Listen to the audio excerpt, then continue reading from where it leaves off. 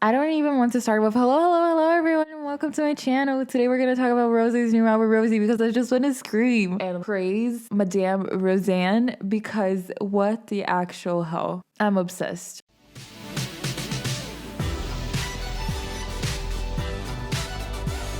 I've been a Rosie fan since not 2016 because I'm not that old of a blink. I am old as a person and as a soul. But I have been Rosie biased since I started tanning Blackpink, and I've prayed that she would get a solo song in that times that we didn't really know that she was gonna get a solo song, and then she came out with On the Ground and Gone. I'm so proud of how far she's come. The number one girl in your eyes.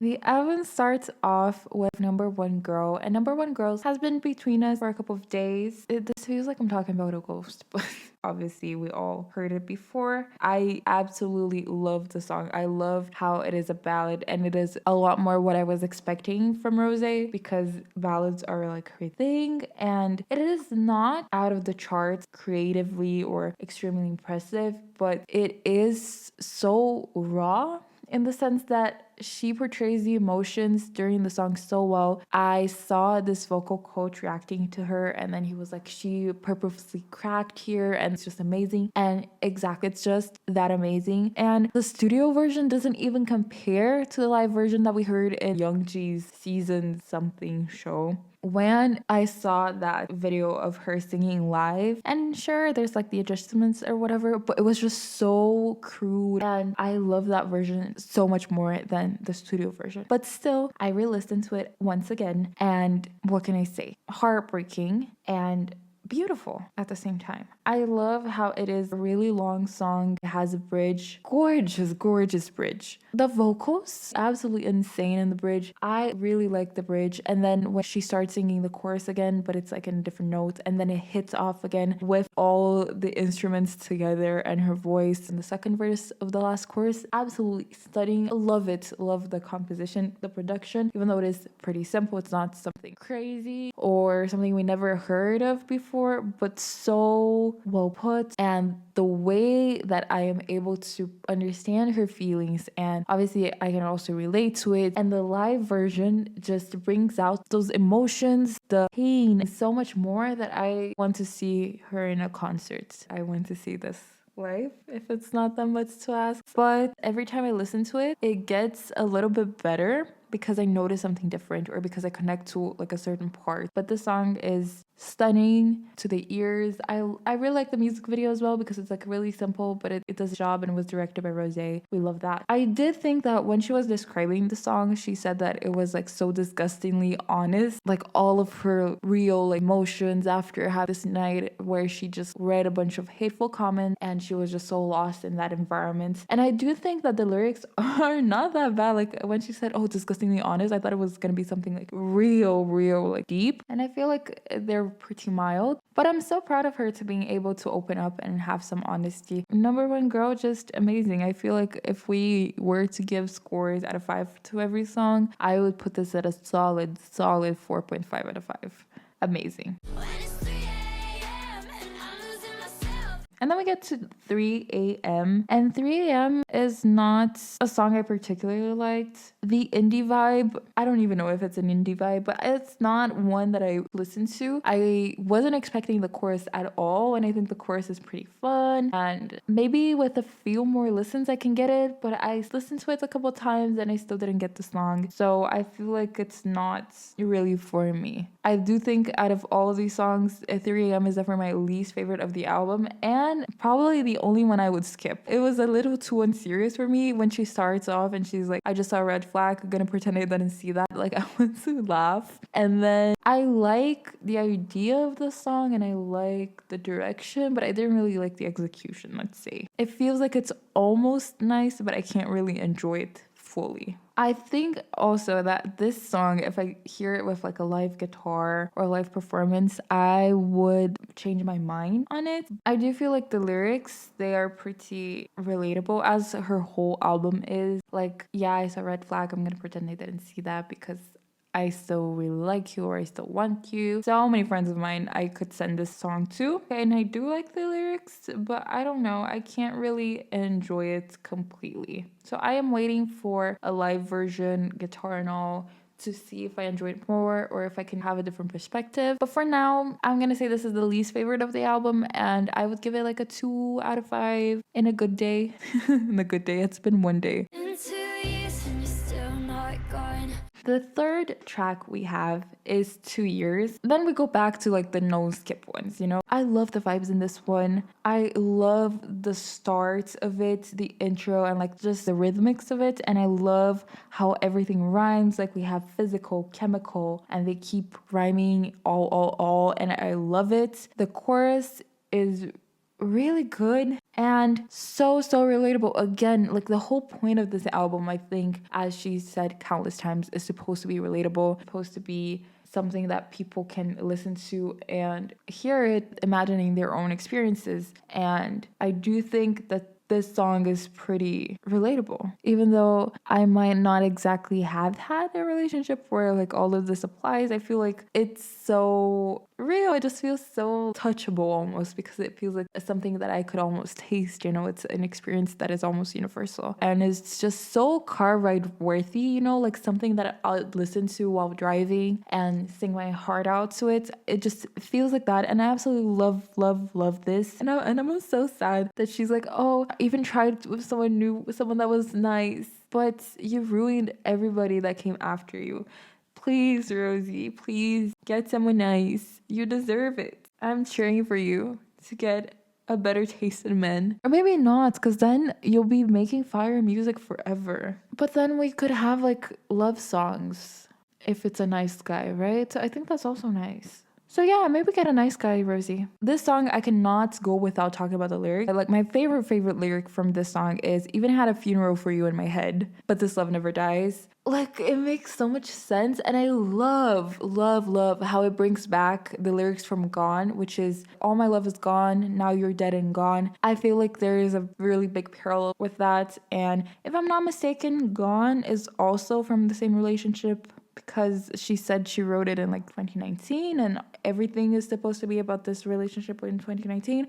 I might be wrong, but I really like this callback to the lyrics. But in Gone, it's like, all my love is gone, now you're dead and gone. But in this one, it's, even if I try to kill you in my head and I try to forget you, this love never really dies. And even if I try, you can never be really gone. So it's like an actual ghost that is hunting her. And I love this. I also love that throughout this album, we are getting like this story, right? So number one girl, it's like, oh, she wants the attention. She wants to be called pretty, down to earth. And 3am, we have you're meeting each other, and she gets to know these red flags, which she ignores because she's either already liking him too much or doesn't really care about them. Like, was it even that serious? No. And then in 2 years, it's like, okay, it's been 2 years. We're on and off. Like it fall apart, and like I can't get over you. And then we go into we were toxic till the end. And toxic till the end. When I first listened to the album,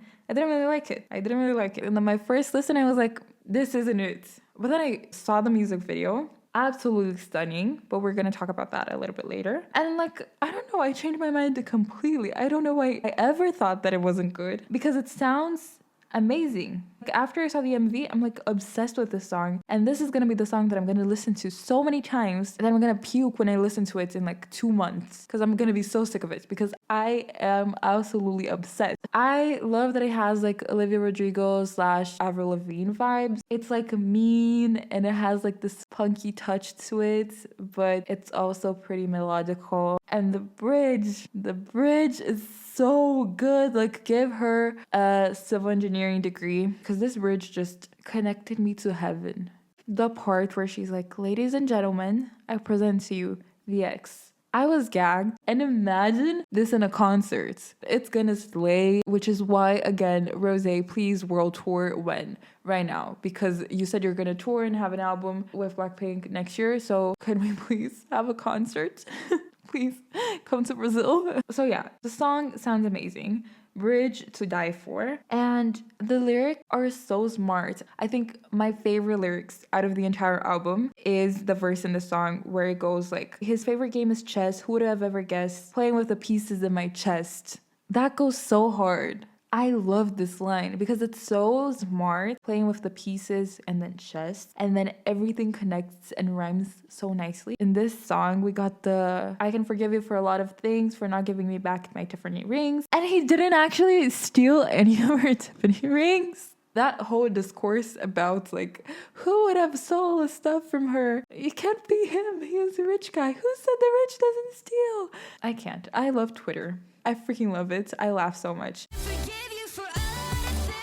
The bridge, I keep going back to it, and a little bit is just how much I love the lyrics, and a lot of it is how much I love how Evan looks when he's giving the middle finger. Can we talk about it? Because I am simply obsessed with how he looks in this specific scene, please. But since we started talking about the MV, let's talk about it entirely. I absolutely love the music video. It looks so good, and it's literally a cinematical piece. I absolutely love everything, like the camera placement, the grading, the storytelling, how it's toxic both ways, just how it shows they have the nice moments where they're running around together or they're cute together, but then one is taking like the screws off of the skateboard and then the other one breaking the car, and then we're just uncovering all of these things. I could have a series just on this. Love myself some toxic relationships to watch, but they showed so much and it just feels like so much happened and so much was shown and I saw so much, and it was only like 3 minutes, which is insane. Great directioning, great actors, so hot. And then can we talk about how she was the second pink to kiss on screen? Just crazy, because I never expected. It was just a little peck, but so was Jisoo's with, I didn't even remember his name in the series, but Haynes, it was also just a little peck, and we had to wait like 10 minutes of weird like talking for us to get there. So like, Rosé was not the person I was expecting to be the second one. I was expecting Jenny with her acting or something like that, but like, impressed. I'm in love with the toxic couple there because, you know, we love the drama. I will be watching this music video till the day that I pass away because it's so engaging and I cannot look away, and it's so pretty, so aesthetic. I love the colors that they use, like the grading. I love the mansion. I love everything. And I was kind of repulsed that she like threw up, like what the hell? But it's crazy, and I'm really curious to see the behind the scenes. I'm really curious to see like the process behind it, if they show like the sketchboards and if they had like a clear directing. And also, I want to say like the chess things that I mentioned before that we have, she mentions chess the game, and then we have a scene where they're playing chess in the music video, and in Gone we also have a scene where she's playing chess. So that's why I think it's all connected and it's all like the same person. So it makes sense that the lyrics from 2 years where it's like, I built a funeral in my head, all my love is gone, now you're dead and gone, but like the love doesn't really die. Feels like I just had like a major revelation and I just found out the theory of relativity, but I just connected to songs that are from the same artist about the same person, which has similar meanings. So I feel kind of stupid when I point that out, but my excitements will not fade, because next in line after I don't know if I praised this song enough, but I will be listening to this forever until I get sick of it. 5 out of 5. And the music video will be just something I come back to. It's gonna be that iconic music video. This is like all too well 10-minute version, which is like a lot of time passes. I'm not even a Taylor Swift fan or like a Swiftie, but like I always kind of go back to it just to watch it again because it provokes emotions into me. And I feel like this is going to be that kind of music video. And I feel like Rosie is such a good actress. Like I remember seeing her in Lovesick Girls and thinking, damn, she's such a good actress. And she's like crying on the bathtub, and now we have a kissing scene. So as much as I would like to tell her, Rosie, actress next, because she's the only girl in Blackpink that didn't dip her toes into acting, I feel like it's better if I just asked a music video like this for all of the songs.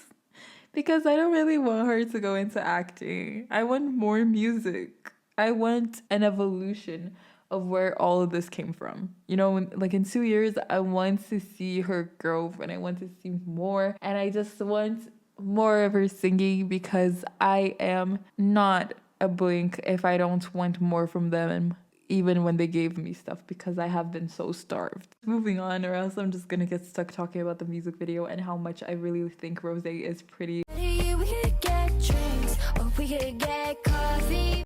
Okay, but yeah, let's just go on to drinks and coffee. I would personally choose coffee over drinks, but I love this song. I think it's not funky, but it's kind of like a little less sad, a little more enjoyable, and it also keeps up with like the telling of the story of the album. So as I said, like 2 years, it's like they broke up, toxic till the end. It's actually a breakup. Like we were toxic from the start and toxic till the end. We broke up. Then drinks or coffee, it's like, oh, I still have lingering feelings. Let's get a drink or a coffee. Whatever, it doesn't matter. What matters is that you hit me up and that you call me. And the song is a vibe.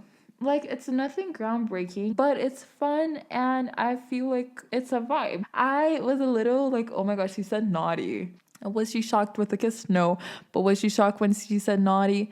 Yes. So it kind of gave me like the ooh. But then I was like, okay, girl, you get it. So this is a little bit different from what I expected and like from what we had been hearing in the album. And I think more than like being nice and cutesy and fun, it is such a good introduction and a good song to come before APT. Because in my mind while listening, I was like, how the hell is APT gonna find its way in here? And Drinks or Coffee is a really good like break to have like this intermission between like super sad and toxic songs and whatever into APT, and it makes so much sense concept wise because we have, okay, like I have lingering feelings, do you want to go for drinks or coffee? And then APT, they're playing a drinking game, so we find out, okay, they actually went for drinks in their apartment. Where could this lead to, you may ask? Because now we're in APT. And I already talked a lot about APT. If you guys want to check out my video talking about all of Blackpink solos, so I gush about it properly and I talk about all my favorite parts and how I was like so surprised that she was having a duet with Bruno Mars. What else can I say here? I didn't expect it to like fit so well, but it fit really well because I had this thought that APT was super funky and super happy and super enjoyable, but it fits really well with like Drinks or Coffee and it's not jarring or something like that. So I thought it was like way more upbeat than it actually was when it came in.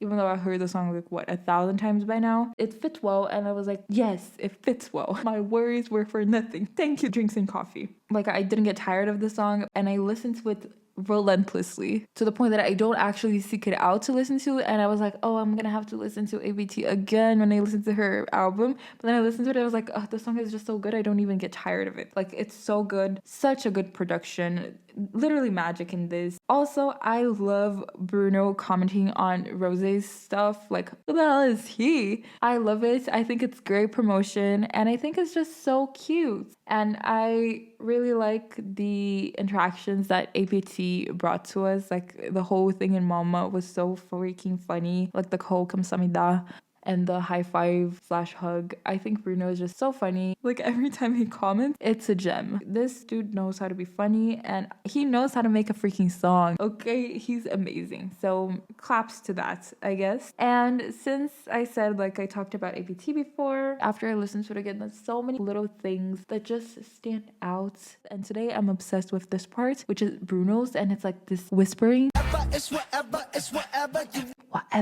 Like I love it, and every time I listen to it, I try to listen more to like the hidden stuff behind to really appreciate it. And I loved the live version of this where they changed up the drink, dance, smoke, freak.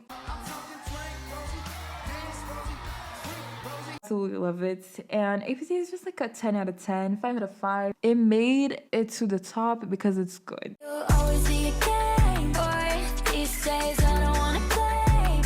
And then we have Game Boy. And Game Boy is a great song. I'll have it on repeat. I also think it is a really good song to have it in the car because it's just kind of fun. But the song itself, I don't have a lot to say. I think the lyrics are still good. I don't think there is any metaphor that I was blown off by. And I really like the first verse, which is like, if crying was fun, I'll be having the time of my life. This is me in every single second of my life because I'm a Cancer. And I don't know, this one feels a little sad in the sense that's like, I hate the way I let you inside. I gave you my favorite memories. This hits hard, right? But the song is so flimsy that you don't really let it hit. The chorus, especially when she's like, break, break, break, gave me so early Justin Bieber vibes. And this is gonna sound so freaking old, but like the music that used to go viral on Musically, not TikTok, Musically. So I like it and I'll keep coming back. I don't have much to say about this one. So if you do have something to add, please comment down below.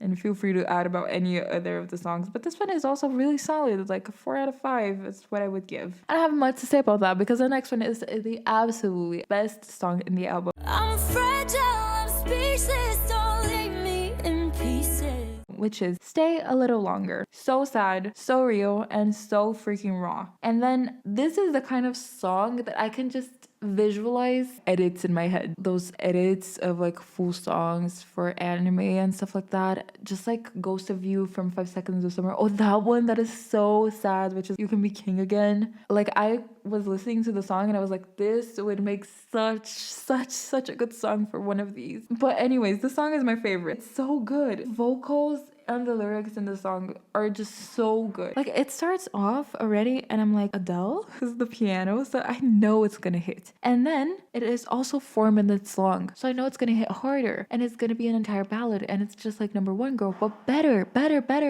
And then like I'm crying listening to this. Like take a little longer to pack up your bags. The lyrics, as I said, the entire album, they don't have like super smart lyrics or metaphors or nothing like super weird that you don't understand. But it just hits hard, and her voice, she's able to convey this emotional side. Like she doesn't want to sing it perfectly, even though she can, because she's a great singer. She sings it emotionally, and this is the type of voice and the type of sound that I love the most. I don't want something perfect. I want to listen to the emotions. I want to feel your pain. She is able to do this so well. 20 seconds in, I'm already heartbroken for her again for the 3rd time. And then she says like, you make me want to hate you so I don't have to miss you, so it wouldn't hurt as much. It's like heart-wrenching. And then what if I tangled some rope around your feet into the ocean because I'm in too deep? Please, it's so good and it's so sad. Like, don't leave me in pieces. I already have enough trouble breathing. Like, this one takes the cake because it's so good and the lyrics are so powerful. And then how her voice trains a bit, like, Won't you stay a little longer? like she's begging, Rosé, who hurt you? This is gonna be the song that I'm gonna cry to actually, because the vocals and the lyrics, everything's so good, so perfect. And if someone makes a freaking edit of this is something I need a music video for this. Like I need this as like the background to a movie or an anime AMV, and then I'll cry, and then it's just gonna make me love the song that much more. And after this we have Not the same, not the same, not the same. Not the Same. Not the Same kind of gave me 3AM vibes, but a little better. So you know, it's not a song that I enjoy a lot, but I do feel it's better. I do feel like it starts a little bit too abruptly because I didn't even catch my feelings. Like I didn't even wipe my tears from Stay a Little Longer, and then we're already starting this new song like papa. So it does start a little bit too abruptly, but I really like it. It's cute, it's sweet. And then at this point, back in the story of the whole album and the concept, drinks or coffee, and then they chose drinks, and then they went to the apartment to drink, and then Game Boy is like, oh, I was reminded that you like to play, you're still a player, please stay a little longer because I still really like you. And then Not the Same, which is like, I trusted you once and I trusted you twice, shame on me, you made a mistake and you know that I'm right in that, and like I don't even know what we're doing here anymore, pick up your things, when you changed and it's not the same anymore. And then we go into the final stages, which is Should I call it the end? Call It the End. And Call It the End is absolutely an amazing song. I thought it was such a nice song. I do think that I put it in like in second place on my first ranking. And honestly, I'm not sure if it will still stay there because Toxic Till the End kind of gets the cake after the music video and after me listening to it more times. But Call It the End, as the rest of the album, and as I said countless times, just feels so real. And I love that. Like, I love how relatable it is because I feel like everyone had this moment where they're like, should I call you a friend? Should I call you this? Should I call you that? I love how the lyrics are so smart with it. Like, should I call you this? Should I call you that? Or should I call this the end? I love that. I don't even know how to explain it. It's just like something that everyone thinks about. Or like I have so many friends that are like, oh, well, we're not really dating, but we're not really not dating either. Such a universal experience. And the whole album is such a universal experience. And I love even more how the whole album in order tells you a story and has up and downs, but it comes to a conclusion and we're like suddenly getting to this conclusion. I'm absolutely amazed by how it just flows so right and the story is reaching its end. Let's call it the end. But it's not the end yet. And I still have a little bit more to say about Call It the End. Like the vocals in this song is absolutely insane. I also kind of love that they put the melody to be like Call It the End and then she has her high notes in end. So she stretches out the word end almost like she doesn't want it to end. And it tickles the right way and it feels like a really thought out and really smart. And just her voice in this song specifically hits different. Now that we're getting into that conclusion, then she's like, yeah, call it the end. We have That's just too bad for us. Too Bad for Us. And Too Bad for Us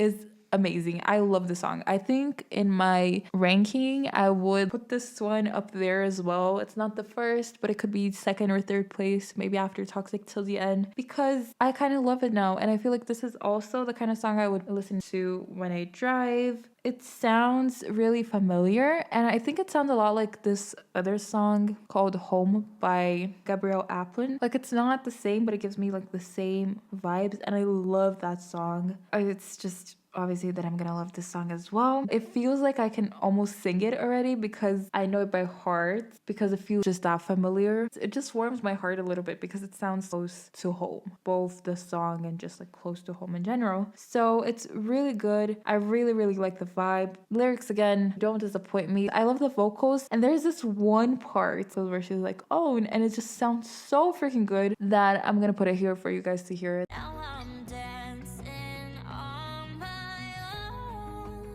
And it's just one of those songs, or the part on the songs that I will keep listening to and I just keep coming back because of this specific part, because it sounds so freaking good. And overall, the song is just awesome. Like, I love it. And it feels a little more campfire-y. And also, I really liked how it is almost 4 minutes long again. Like, we had a couple songs that were 2 minutes and something, but the ones that were my favorites, they were pretty long because I love a song that also tells a story within itself and it's completed. It has beginning and middle and everything in between. So It's Too Bad for Us, really nice, really familiar and homey and just warm. And lyrically, I feel like this is the song in the album that has the most metaphors, and you have like to dig deep to kind of see what's behind the lyrics. And it's not, oh, should I call you a friend? Should I call you this? Should I call it? Like, it's not in your face, you know, the meaning. You kind of have to understand it a little bit more. And the moment disappeared in the desert of us, all our tears turned to dust. I don't know, like, I really like just the forming of the song, and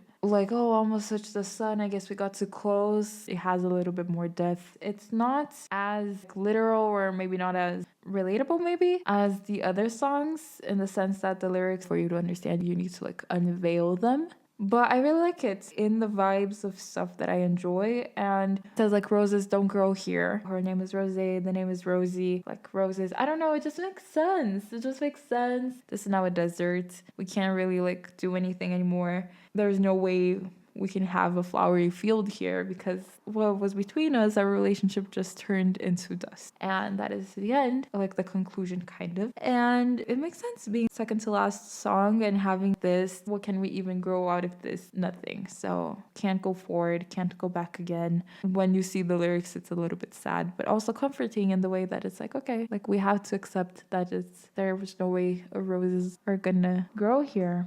And I really love the bridge, which is like, we want to talk, but we don't want to listen. And as the last song and our final conclusion, we have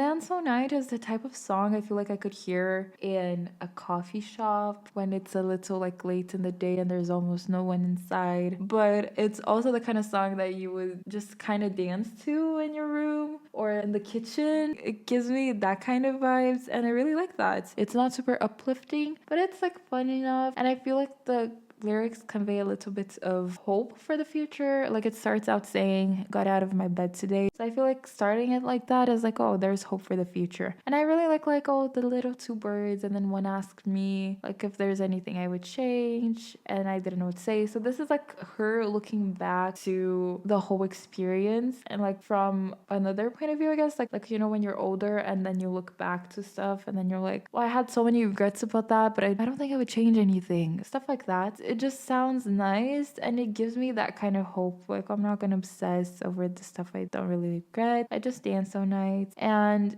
she also says like when the morning comes, just promise me we'll stay forever young, and that kind of brings back Blackpink's Forever Young. But I don't know, I really like this song and I feel like it's just chill vibes and it closes out the album so well because the story is done, because now it's all done and over, and it's just like someone asking her, would you change anything? Would you make anything different? And she's like, well, not really, I would just dance. And I love that. Like I love this album. I love the story it tells. As I said, it's amazing when albums are able to tell you a story and the chronological order of the album means something to the story. And here we got to see like all phases of this relationship that is not only Rose's relationship but almost this universal experience. And I don't know, it just feels so close to home, the whole thing. And the whole album is really just a masterpiece. I said this over and over again, but like, are the lyrics incredible but zinga out of my mind? No. Do we have Shakespeare in here? No. Are the vocals insane?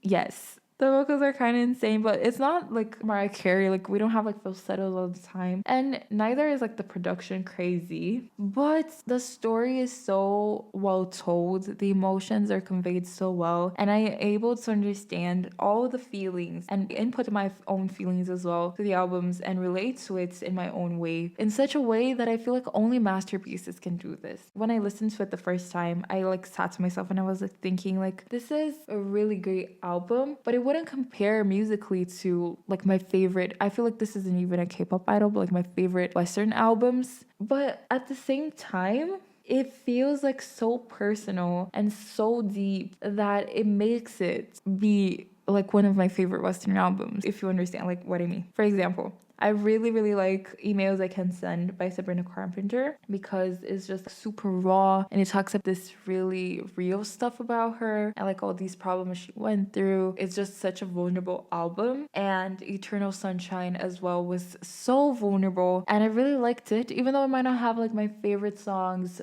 musically or my favorite sounds. I really like the vulnerability of it, and I think this album is that. Like, it's not crazy musically. It could have been like super different in terms of style, sound, production, whatever, but it's so vulnerable and it emits so much emotion that it's absolutely an honor to listen to it, and it leaves me with warmth in my heart that Rosé, who I've seen like be so dedicated, be so in love and so passionate about music, be able to come out with something like that. And as I said in the beginning, like as a longtime fan, seeing this project come true and seeing how proud she is, it feels so impactful. And this album is really just something different, and I really, really enjoyed it as a whole thing. And sure, there's a couple songs that were like my cup of tea, but together all of them make this crazy story and have so many emotions after listening to it and even talking about them, because then I'm remembering like, okay, what a song stands for. Like, I feel like the album is divided itself in like little chapters: the beginning, when it all went wrong, and then reconnection, and then the end. So such a proud moment as a fan to see this come to life and to be able to like wait until midnight to listen to the album. And I don't know, I'm just so proud of Rosé. All of the girls in Blackpink, obviously, but Rosé is just different. She was my bias. She always was my bias. And what I love about her was how passionate she was about music. And I feel like this reinforces my love for her even more. The question lingers, who hurt you, Rosé? No, I'm kidding. The question that remains is just like, what comes next? Because this was such a powerful and soulful album that I think it's hard for her to come up with something more like emotional maybe than this. So I'm really, really curious, and I'm really, really glad that I'm gonna live a long life and I'm gonna be able to hear more from her in the future and like be able to accompany this journey of her evolution through music. And yeah, I hope you guys enjoyed me ranting so much about the album, but I did want to gush about it a little bit. And I'll see you guys next time. As always, feel free to comment below what were your favorite songs, what was your ranking of the songs, how you felt about the album, how are you feeling about the promotions. I'm loving the interview. Every time she gives a little more information about herself, and it's feeding into my parasocial delusions that I could be her friend. Also, let's be mindful not to over speculate. Like, sure, it's all fun and games, like, you know, speculating about the toxic ex, but then let's not actually harass people for it. But I guess that goes kind of unsaid, but now I already said it. So yeah, thank you so much for listening, Rosé. If you ever come across this video in one of your 5 a.m. like listening to stuff, just know I love you. And thank you so much for listening to this video, and thank you so much, Rosé, for putting out this album. I'll see you guys next time. Bye bye. I like it. It sounds so good.